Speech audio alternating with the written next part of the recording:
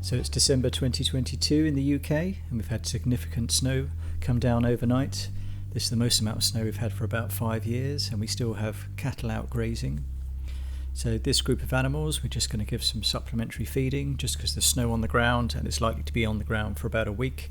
There is stuff for them to eat, but of course they need something a bit extra just to keep them going.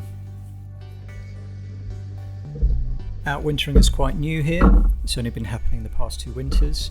We've been able to do that with the help of GPS technology, which acts as a containment system to allow us to keep animals in an area where we want them.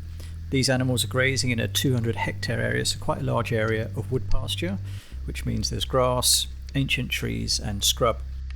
When it's snowing like this, there isn't much on the ground that they can access, but they will of course eat tree fodder, which we'll look at a bit later on in the video. You'll see them eating holly leaves and stuff like that.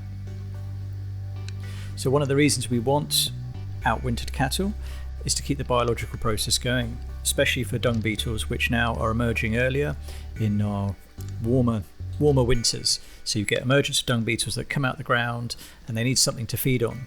Their ideal food is a piece of dung that's come out the back of an animal in the past 3 days. If they can't find that, they'll move off, or they'll simply run out of food sources and die. And they're a keystone species which help start the decomposition process in the dung.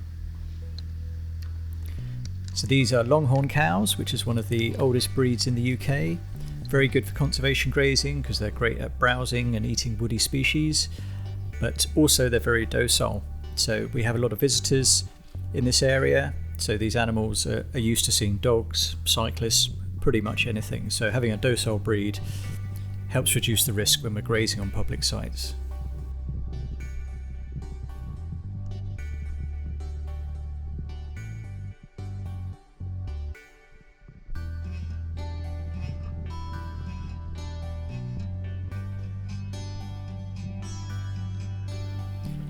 So this area where the hay's been dropped is an area of what we call wood pasture restoration. So historically it was wood pasture, and then secondary woodland has grown up and basically crowded out all the sunlight, so nothing grows on the ground, no ground vegetation. So what we've done is started to remove some of the younger trees around some of the pollards and older trees, and this lets light come in. As soon as the light hits the ground, we get ground vegetation coming up, photosynthesis, we get insects then living in that grass as well. And for wood pasture to be what it needs to have grass, scrubby woody species and also mature trees as well.